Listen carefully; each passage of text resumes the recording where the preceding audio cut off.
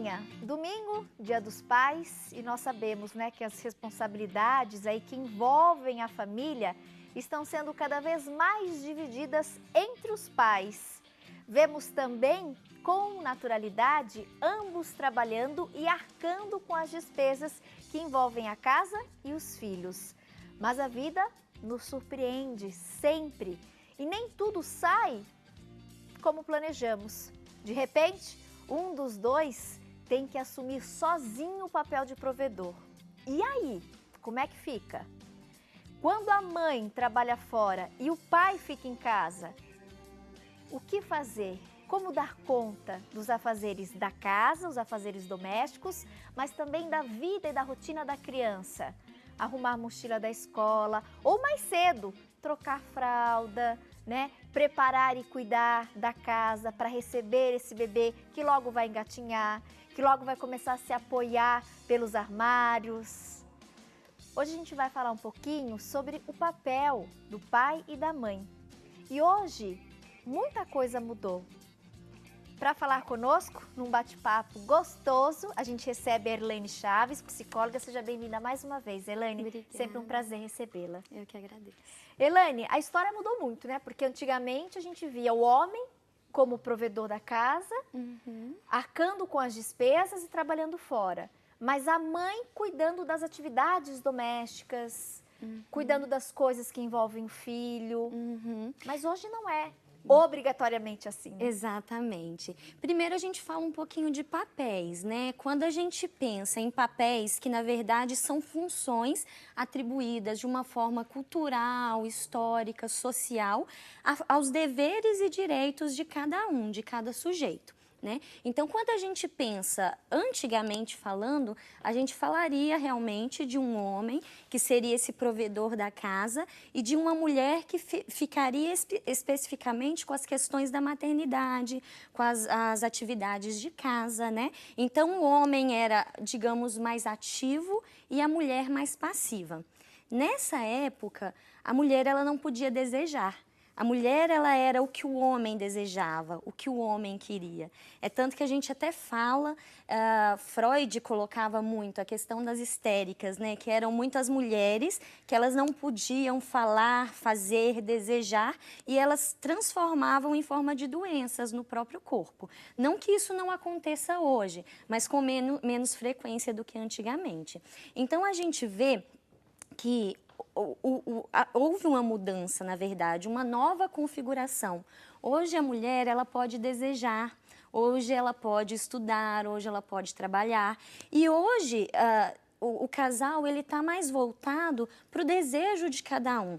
Existe uma visão um pouco mais individualista, mas que na verdade é muito saudável, né? Onde cada um pode desejar e pôr em prática. Então aí se pode dividir as responsabilidades, direitos, deveres, a questão da educação dos filhos, né? Então tem toda uma questão que hoje a gente está mais voltado para o sujeito, né? Hoje a gente vê que é mais saudável, né? Pensar nessa relação.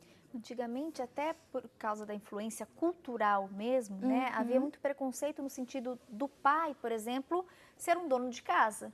Né? Esse termo, antigamente, imagina, era a mulher que era dona da casa, dona de casa, ela que fazia esses afazeres domésticos. E hoje, que bom, e a gente tem percebido, inclusive, que não é mais problema para o homem. Tem muitos homens que têm assumido essa função e assumido numa boa, sem problema nenhum. Exatamente, porque na hora que a gente for ver, né, é algo cultural. Na verdade, a mulher não deixa de ser mulher porque ela vai trabalhar fora. O homem não deixa de ser homem porque ele vai ser dono de casa, porque ele vai cuidar da questão da maternidade também, digamos assim, né? Não existe, na verdade, essa questão de papéis específicos para o sexo, para o gênero, né? Então, quando a gente quebra isso, a gente vê que não tem nada a ver com gênero, pensar nas funções. Então, aí tudo fica muito mais tranquilo, né?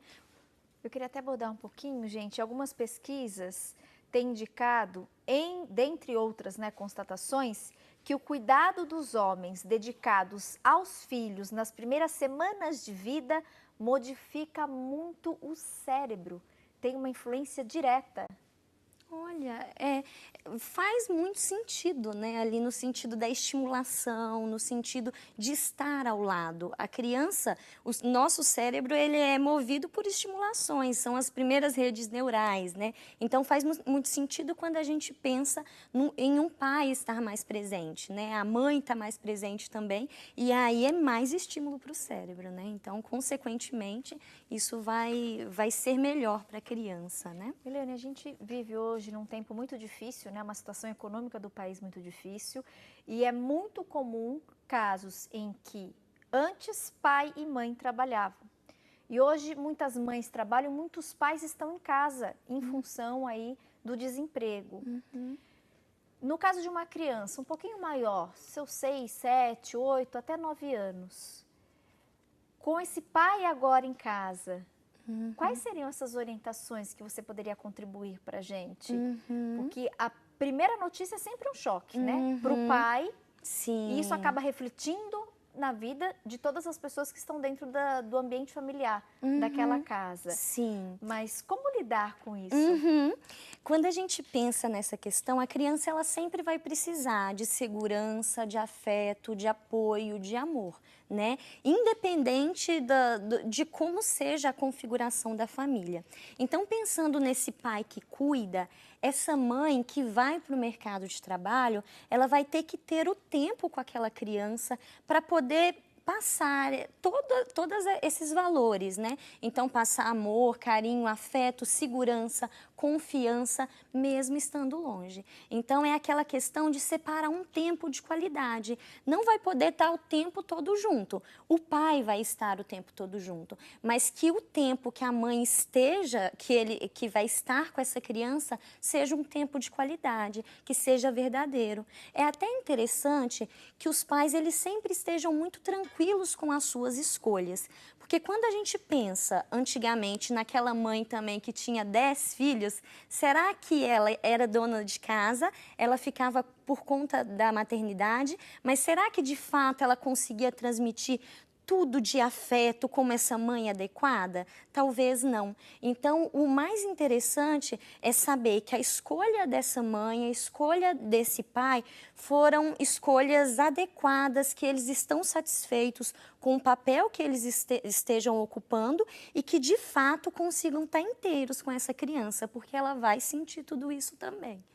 Uma coisa muito legal também da gente abordar hoje, aproveitando, né, essa data comemorativa, o domingo do Dia dos Pais, é a importância da presença desses pais junto com as mães, apoiando naqueles primeiros momentos, né? Logo após o nascimento, existe um desgaste da mãe, tem que estar amamentando, tem que estar acordando toda hora, né? Existe aquela preocupação, todos aqueles receios que envolvem, né, o recém-nascido. E o pai, nesse momento, tá perto, tá ali oferecendo, né? Olha, se precisar, qualquer coisa à sua disposição.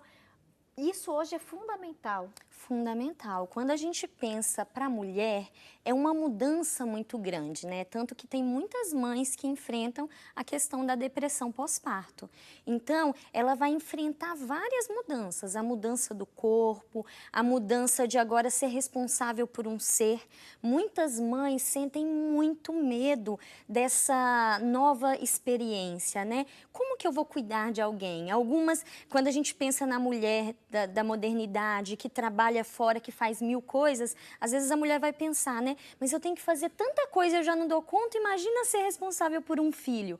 Então, na cabeça da mulher surgem várias questões. E o homem, como essa mulher vai estar muito angustiada, o homem ele tem que estar ali presente para dividir as funções, dividir as angústias, dividir todas as responsabilidades da criança. Um pai presente e um marido parceiro, né? Exatamente. Até no sentido assim, às vezes a mãe não consegue tomar um banho tranquila, né? Porque a criança está chorando e às vezes o pai chegou do trabalho e continua trabalhando e a mãe lá não consegue ter um minuto para para ter um momento para ela. Então é muito interessante que o pai tenha esse papel, né, com essa mãe, né, de cuidar, de dividir, de ajudar a passar por esse momento, que nem sempre é mágico, né? A verdade é que não é mágico. Existe uma idealização muito grande que somente é um momento mágico, mas é um momento de várias mudanças, né? E é uma pena que na legislação brasileira a gente tem um período tão curto, né, para os pais passarem após o nascimento. A gente tem aí a licença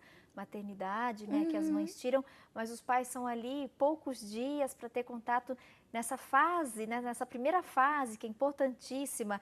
Na Suécia, por exemplo, gente, ficar em casa é um direito adquirido pelo pai, que pode dividir de modo que quiser os 480 dias de licença dadas para o casal.